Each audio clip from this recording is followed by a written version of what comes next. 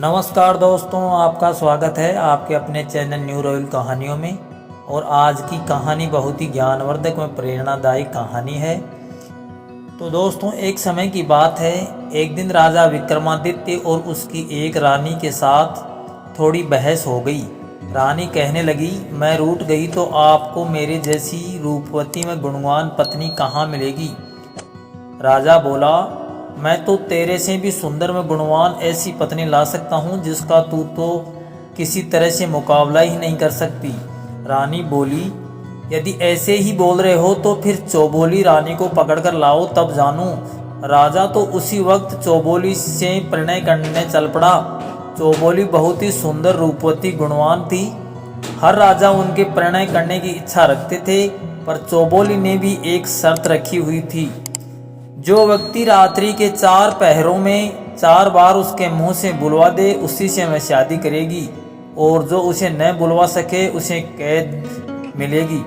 अब तक कोई 160 राजा अपने प्रयास में विफल होकर के उसकी कैद में थे। चौबोली ने अपने महल के आगे एक ढोल रखवा रखा था। जिसे भी उससे शादी करने का प्रयास करना होता, वह आकर ढोल पर डंके की चोट मारा करता था। राजा विक्रमादित्य भी वहां पहुंचे और ढोल पर जोरदार चोट मारी। चौबोली को आने की सूचना दी। चौबोली ने शाम को ही राजा को अपने महल में बुला लिया और उसके सामने 16 श्रृंगार करके बैठ गई।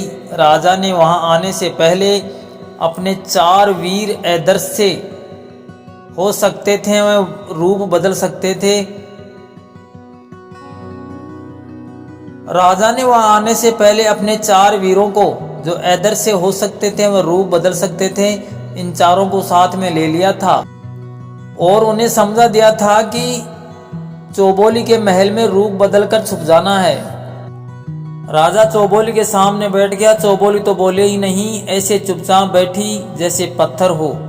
पर राजा भी आखिर राजा विक्रमादित्य था। वह चौबोली के पलंग से बोला, पलंग चौबोली तो बोलेगी नहीं, तू ही कुछ बोल ताकि रात का एक पहर तो कटे। पलंग में छुपा राजा का एक वीर बोलने लगा, राजा आप यहाँ आकर कहाँ फंस गए। खैर, मैं आपको एक कहानी सुनाता हूँ, आप हुंकारा दीजिए, कम से कम एक पहर तो कट जाएगा। राजा की बात सुनकर के पलंग बोलने लगा और राजा हुंकारा देने लगा। तो पलंग बोला, एक राजा का और एक साहूकार का बेटा, दोनों में तगड़ी दोस्ती थी। साथ सोते, साथ खेलते, साथ आते जाते, एक पल भी एक दूसरे से दूर नहीं होते थे। दोनों ने आपस में ये भी तय कर रखा था कि वो दोनों कभी भी अलग नहीं होंगे। दोनों की शादियां भी हो चुकी थी और दोनों की ही पत्नियां मायके बैठी थी। एक दिन साहूकार अपने बेटे से बोला कि बेटे, तेरी बहू मायके बैठी है, जवान है, उसे ज़्यादा दिन वहाँ नहीं छोड़ा जा सकता, सो तुम जाओ उसे लेकर आओ। बेटा बोला, बापू आपका हुक्म सिरमाते पर, जाऊं कैसे, मैंने तो कंवर से वादा कर रखा है कि उसे छोड़कर वहीं कहीं अकेला नहीं जाऊंगा। साहूकार ने सोचते हुए कहा, बेटे तुम दोनों में ऐसी ही मित्रता है तो एक काम कर, राजा के बेटे को भी अपने ससुराल में साथ ले जा, पर एक बात का ध्यान रखना, तेरे ससुराल में उनकी खातिर उनकी प्रतिष्ठा के हिसाब से बड़े आव भगत से होनी चाहिए। आखिर दोनों मित्र साहूकार के बेटे की ससुराल चल पड़े।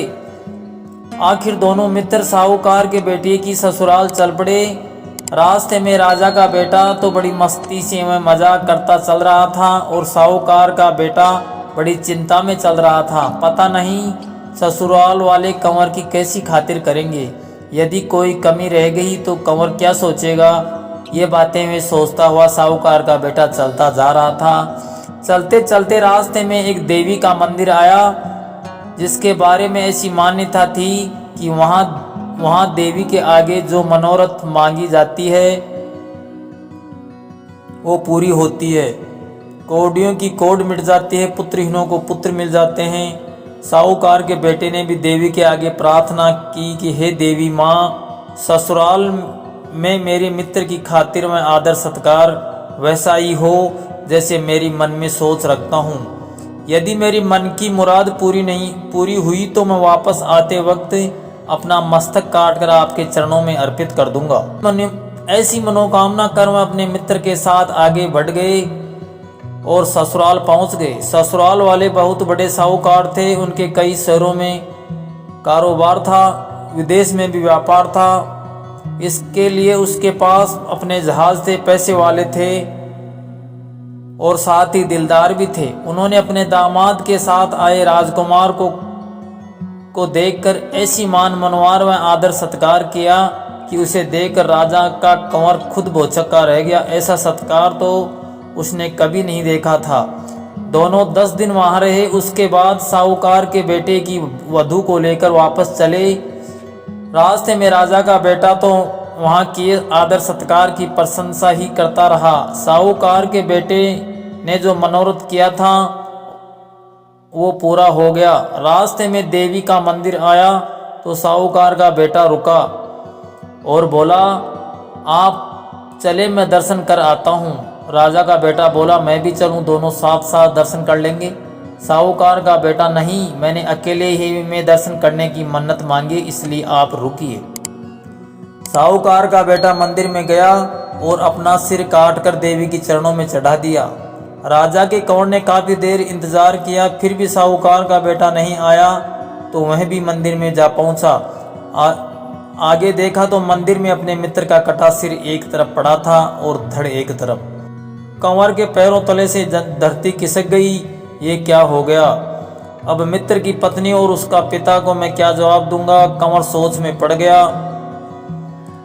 इस तरह बिना मित्र के घर जाएं, लोग क्या सोचेंगे? आज तक हम अलग नहीं हो रहे, आज कैसे हो गए?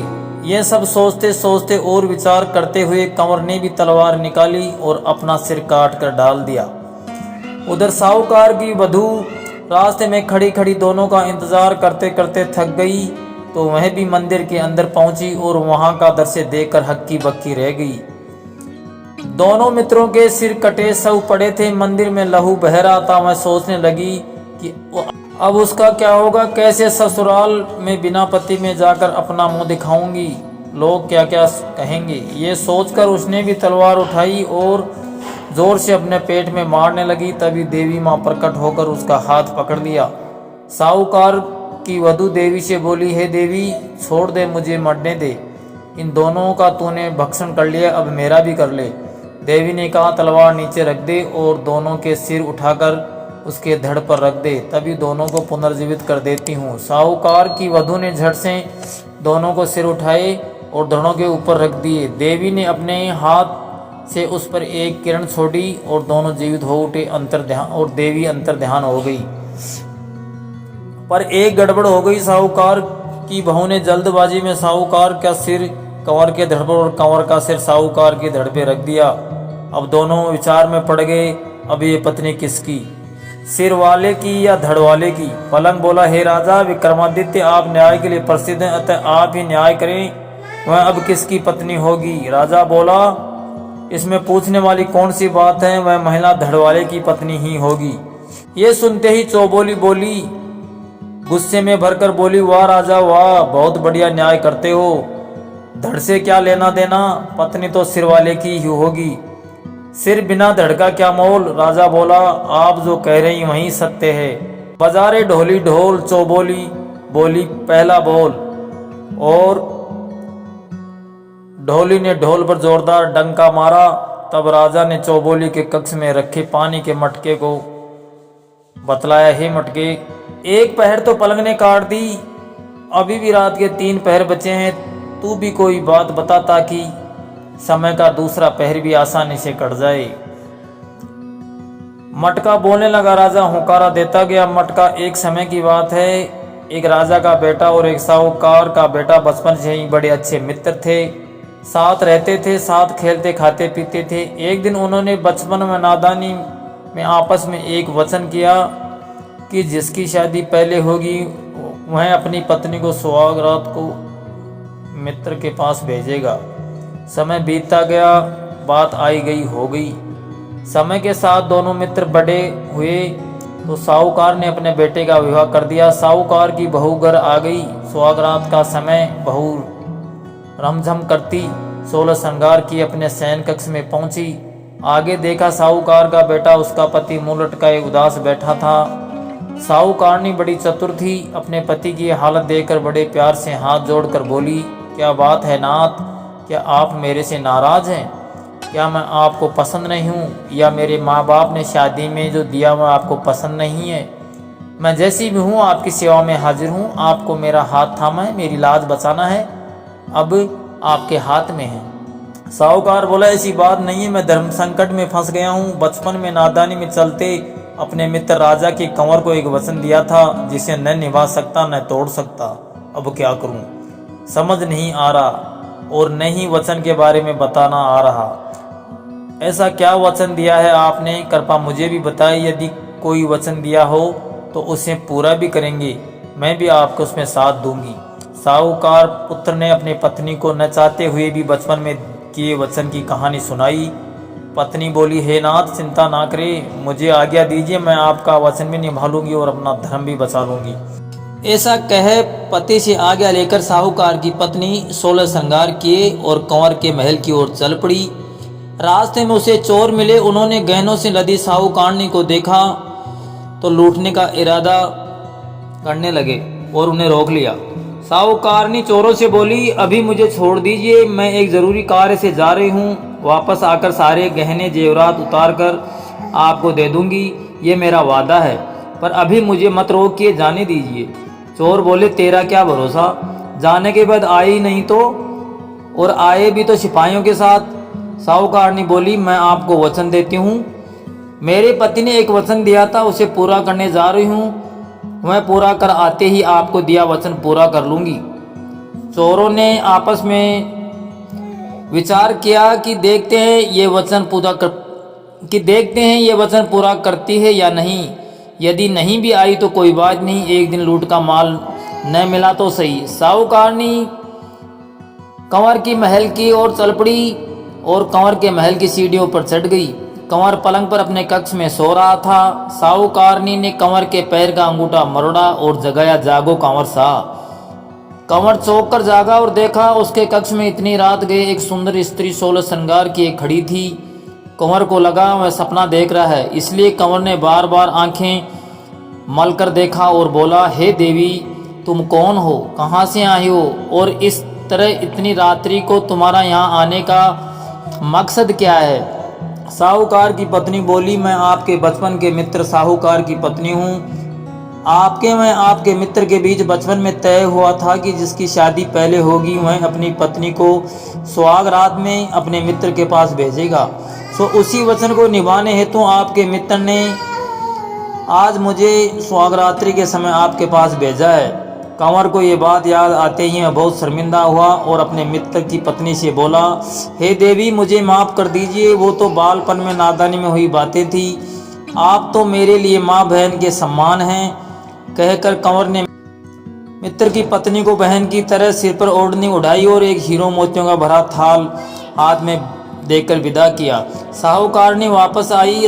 चोर रास्ते में खड़े उनका इंतजार कर रहे थे। उसे देख आपस में चर्चा करने लगे, ये औरत है तो जबान की पक्की। साहूकारनी ने चोरों के पास आकर बोली, ये हीरों का मोतियों से भरा थाल रख लीजिए, मैं तुम्हारे भाग्य में ही लिखा था, और मैं अभी अपने गहने उतार कर भी आपको दे देती हूँ। कहकर साहूकारनी अपने एक एक सभी गहने उतारने लगी। चोरों को ये देख बड़ा आश्चर्य हुआ।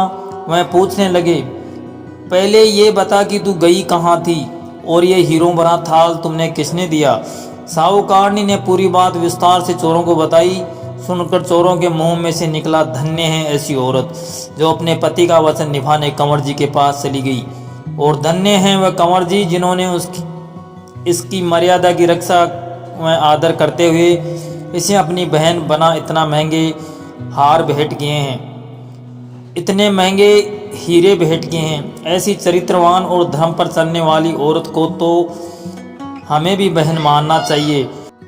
और चोरों ने भी उसे बहन मानकर उसका सारा धन लौटाते हुए उनके पास जो थोड़ा बहुत लुटा हुआ धन था वह उसे भेंट कर उसे सुरक्षित उसके घर तक पहुंचा दिया। अब मटकी राजा से बोली, हे राजा विक्रमादित्य, आपने बहुत बड़े बड़े न्याय किए हैं, अब बताइए इस मामले में किसकी भलमानस बड़ी है, चोरों की या कंवर की? राजा बोला, ये तो साफ है, कंवर की भलमानस ज़्यादा बड़ी है। इतना सुनते ही चौबोली को गुस्सा आ गया और मैं गुस्से में राजा से बोली, अरे राजा, तेरी अक्ल कहाँ गई?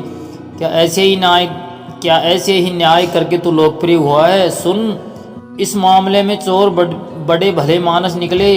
जब साहूकार ने चोरों को वचन के मुताबिक इतना धन दे रही थी, फिर भी चोरों ने उसे बहन बना, पास में जो था मैं उसे दे दिया, इसलिए चोरों ही भलमानस ज़्यादा बड़ी है। राजा बोला, चौबोली जी ने जो न्याय किया है वह खरा है। बाजारे ढोली ढोल, चौबोली बोली दूजा बोल। और ढोली ने नगारे पर जोर जोर से 2 धमाके मार दिए। हाँ तो दोस्तों, क्या राजा भोज रानी चौबोली को रात के चारों पहरों में बुला पाएगा? ये जानने के लिए देखिए कहानी का अगला भाग। अगर कहानी अच्छी लगी हो तो कमेंट करके बताएं। कहानी पसंद आए तो लाइक, शेयर और चैनल पर पहली बार आए हो तो चैनल को सब्सक्राइब ज़रूर करके बेल आइकन दबाएं।